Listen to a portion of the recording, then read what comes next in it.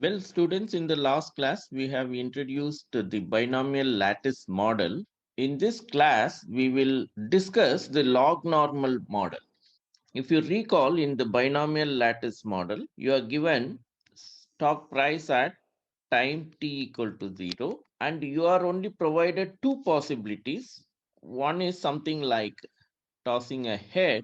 In the stock concept, it is the up price possibility and down price possibility, yes, not D. At the time, say t equal to t1. Okay, so you have only two possibilities in the binomial lattice model. And we ask the question, what is the probability that the stock price takes either S naught of U, that is up, and or S naught of D? But in reality, it can take the value anywhere near S naught. The stock price may start from S naught and it may go and cross anywhere on this line, not necessarily either like this or like this, right? That is one thing, that you, instead of having your random variable X, taking only two values S naught U and S naught D, we need the random variable to take any value in a neighborhood of S naught, that is S naught minus delta to S naught plus delta for some delta, right? So that is one thing. So in other words, we want to consider the random variable to be a continuous random variable instead of a discrete random variable. The next one is the time variation. In time also, we have only discrete time. So T naught, T1, like that we go in time also. So we need to update our model to work for any stock price at future time, and we want to go from discrete time model to continuous time model. So these two tasks we want to do. What we will do is, first we will try to update our method to a continuous random variable, that is the stock price takes any value around the initial price of S naught. We will do it at a discrete time level and then take the time level discretization tending to 0. That is, if you have T naught to capital T, you first discretize and take a discrete time model, and with n partition points, and then take this n tending to infinity. It means what? Say this distance is t by n. When you take n tending to infinity, this length shrinks and becomes 0, and thereby you will have continuous time model.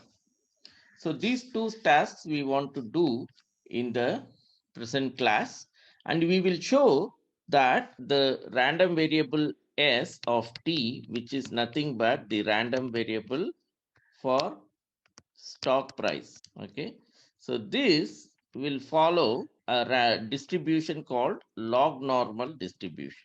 So this is what we want to show. Finally, in your probability course, you would have studied what is log normal distribution. So our stock price as a random variable takes log normal distribution at the continuous time level. So this is what we wanted to finally show from our discussion.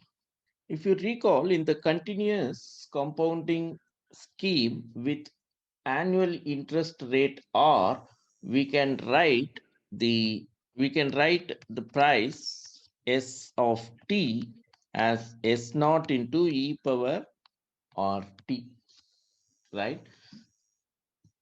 But this is when S of t is a deterministic price.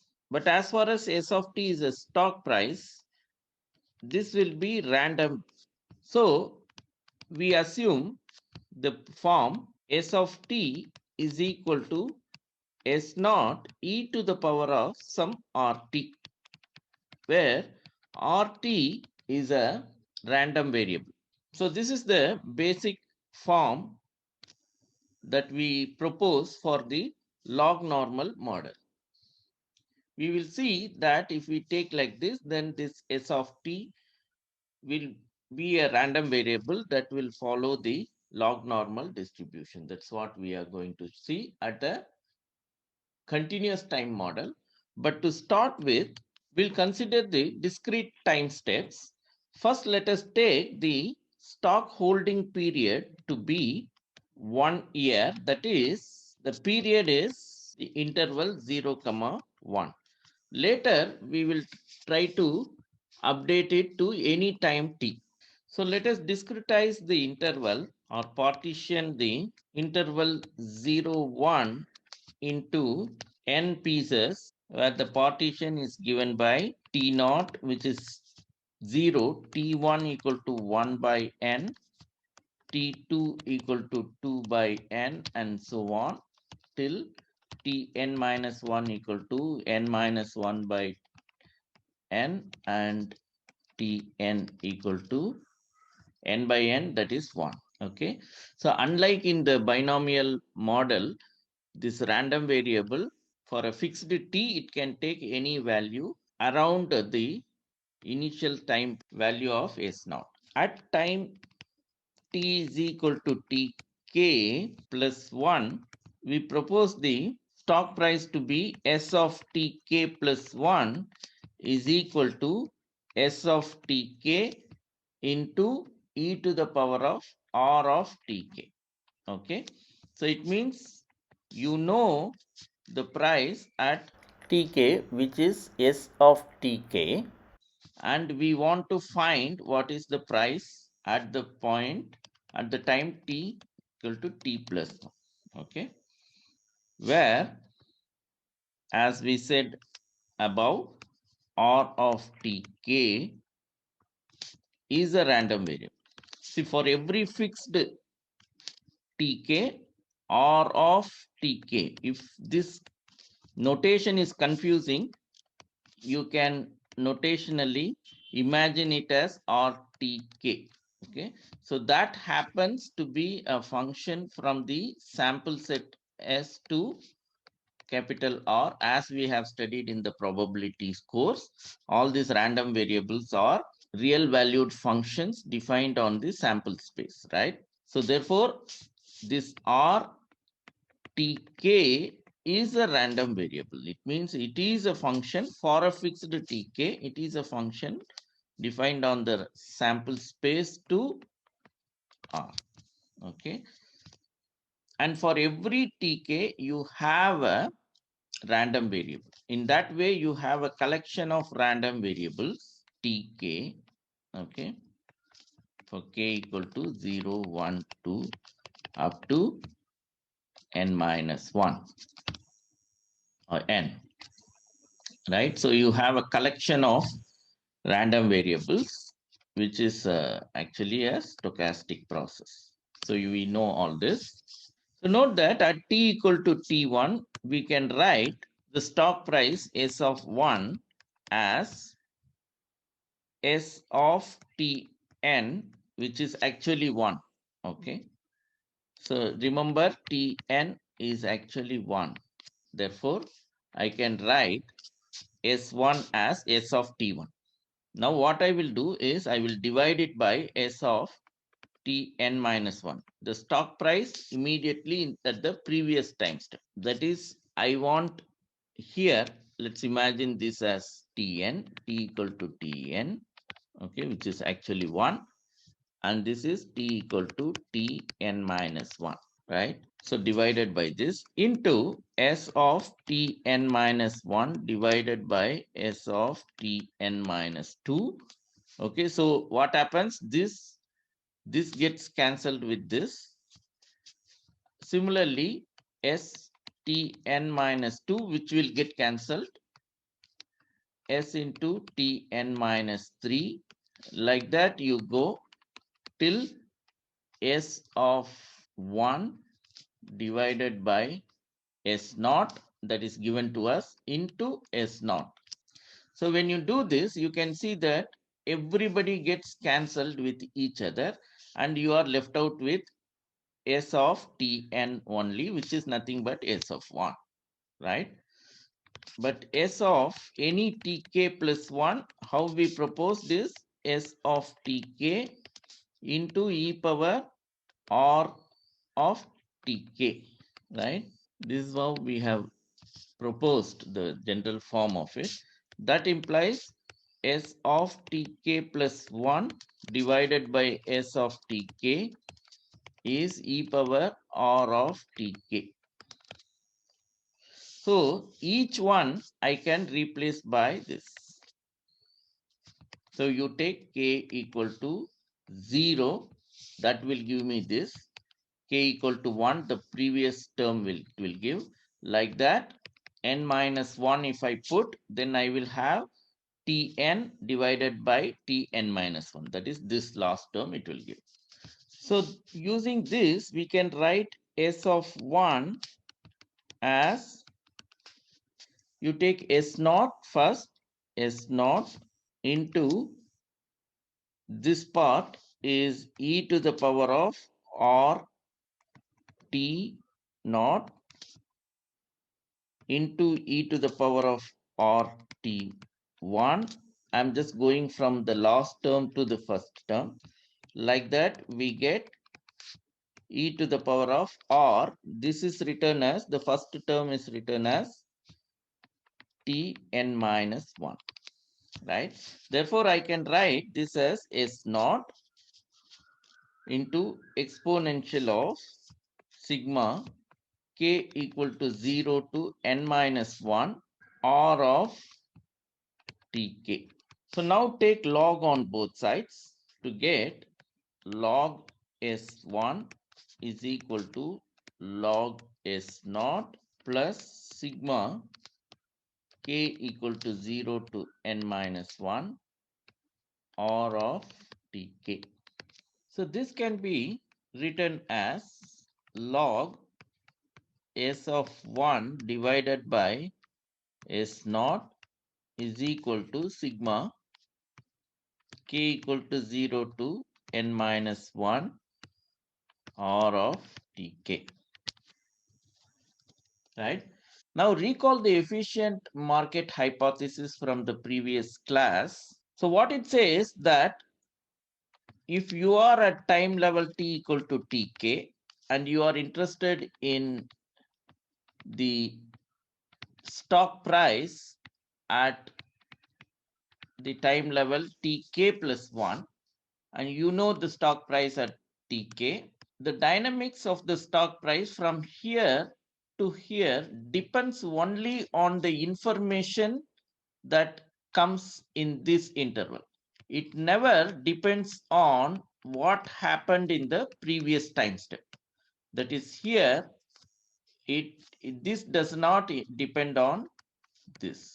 Okay, so that is what is idea of the efficient market hypothesis. Neither it will depend on the other one as well.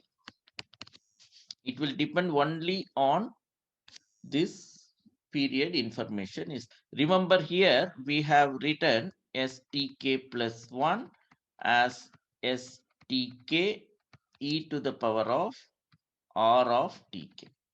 And similarly in this interval we have Stk is equal to Stk minus 1 e to the power of R Tk minus 1, right?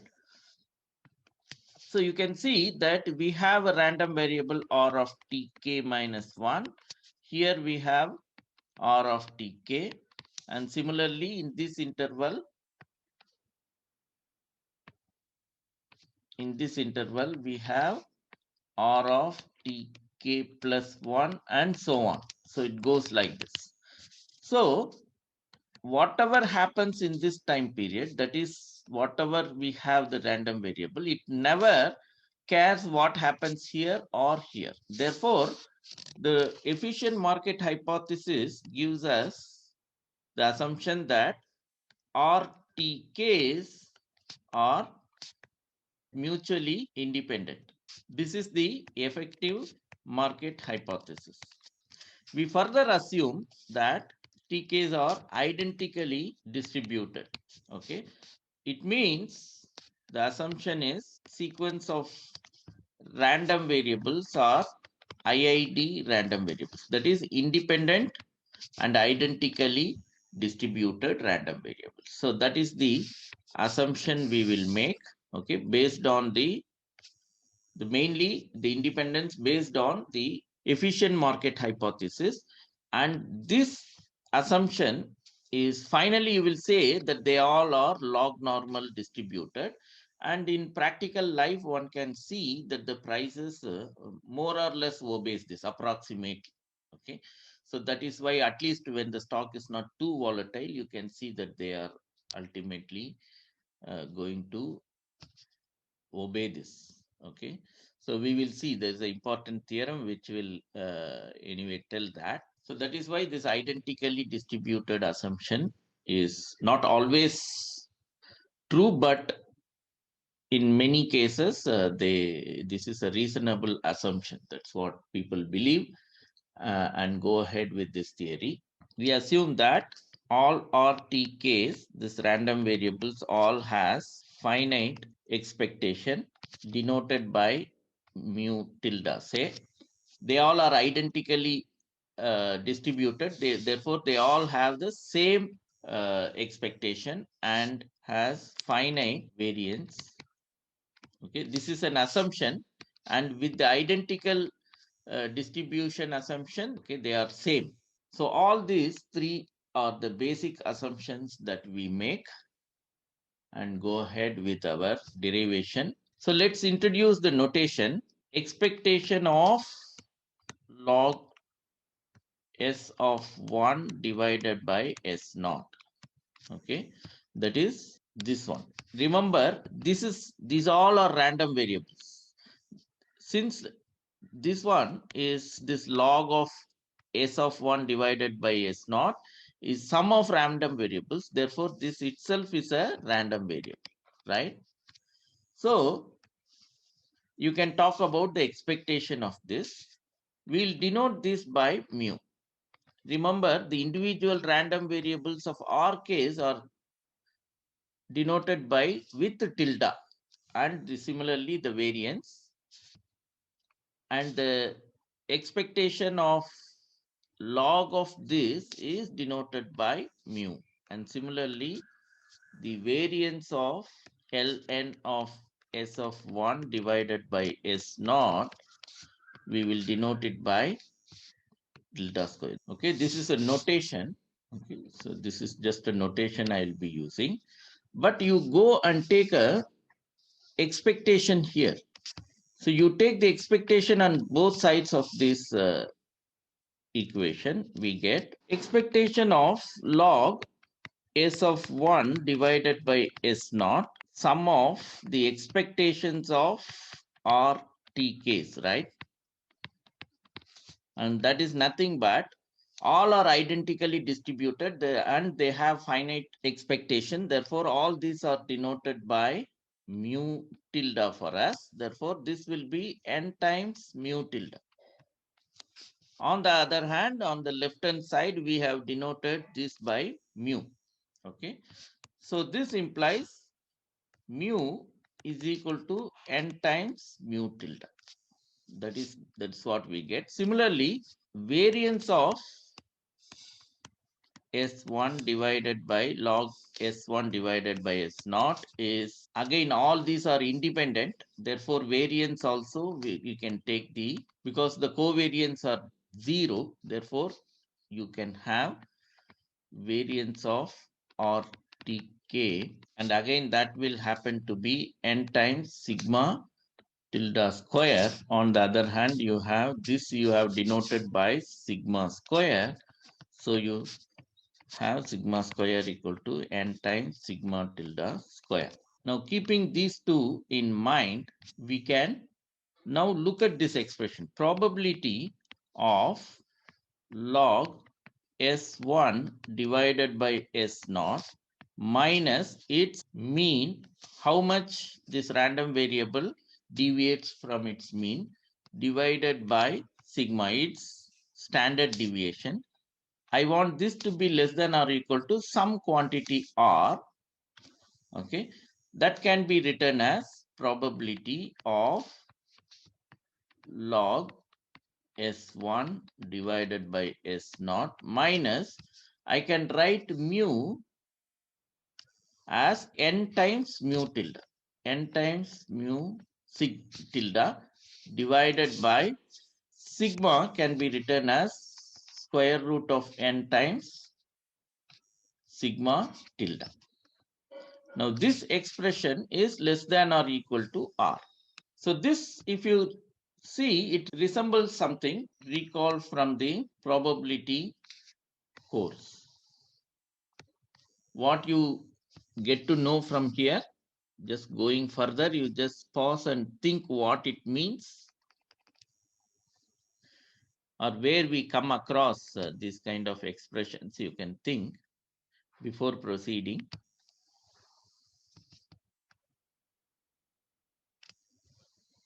Yes, in central limit theorem, we come across this. Note that since ln of S1 divided by S0, so this is the sum of IID random variables. Okay, we wrote it as a sum of IID random variables. You can see here.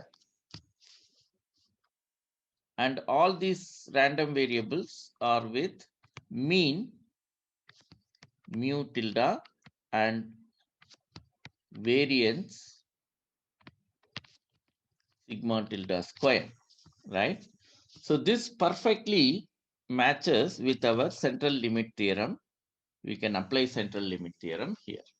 Okay. Therefore, central limit theorem can be applied.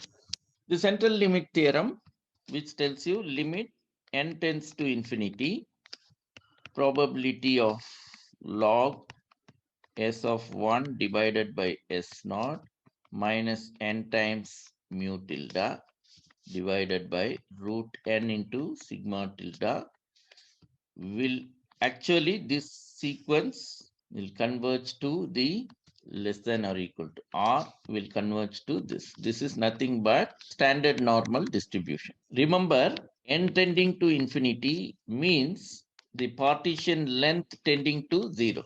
That is, we go from discrete time step to continuous time step. But you can observe that the left hand side is not depending on n. Okay, so this is in this everything is confined to this ratio, right? So therefore, the left hand side is independent of n.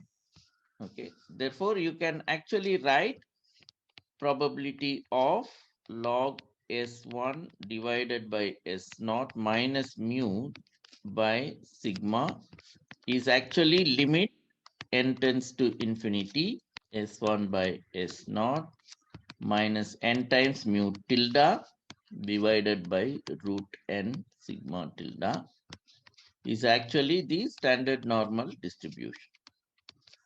This less than equal to R, less than or equal to R is standard normal distribution at R.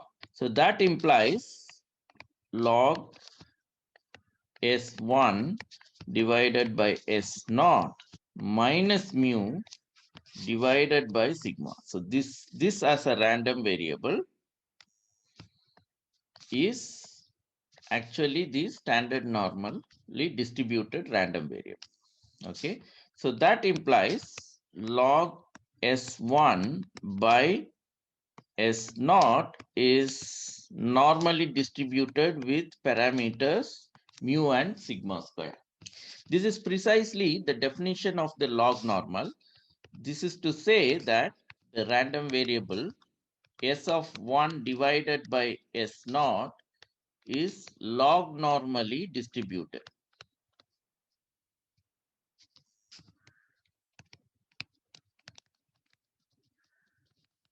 So we have analyzed the stock price for 1 year, that is given the stock price at t equal to 0, which is S naught. You want the stock price at 1 year, which we have denoted by S of 1.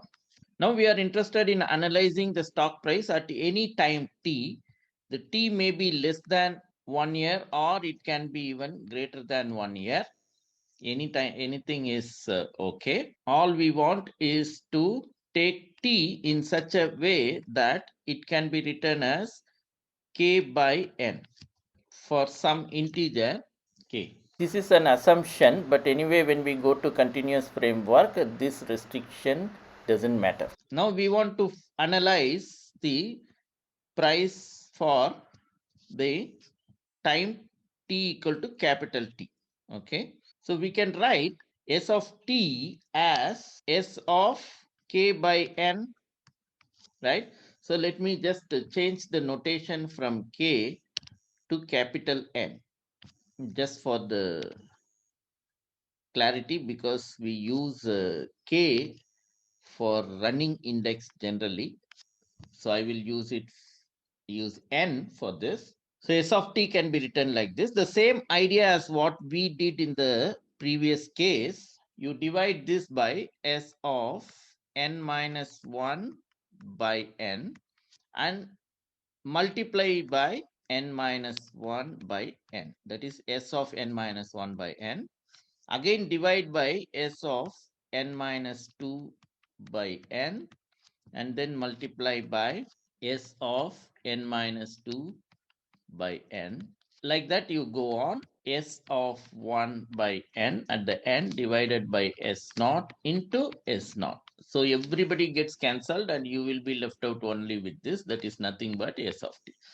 The same thing, and we are again write this as log s of t divided by s naught is equal to sigma k equal to 0 to capital N minus 1 r of k by n.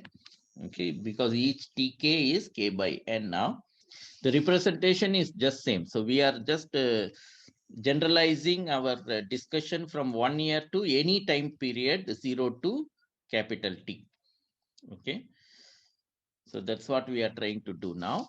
The broad idea is same, but only thing is minor technical details have to be noted down. That's why I'm just redoing it. We use the notation ln s of t divided by s naught. Okay, we will denote it by mu t. Variance of ln of st divided by s naught is sigma t square. So these are the notations we use. Taking the expectation and variance in this equation star, we can see that expectation of log st by s naught is equal to sigma k equal to 0 to n minus 1 r of k by n, the expectation of this, right? Everything is mu tilde. Therefore, this is n mu tilde.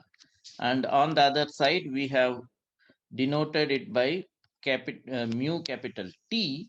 Therefore, this implies mu capital T is equal to n times mu tilde. In fact, we know that mu tilde is nothing but mu by n, right? Capital N by small n is nothing but capital T. So these are the relations we have. Similarly, we can have sigma t square is equal to n times sigma square tilde, but sigma square tilde can be written as sigma square by n, and that will be t sigma square. Establishing these two, we can now go to apply the central limit theorem. For this, we will take probability of ln st by s naught minus mu t, its mean, okay, divided by its standard deviation, can be written as probability of this is less than or equal to r is written as ln st by s naught minus n mu tilde. This we have seen just now. And this is root n sigma tilde is less than equal to r.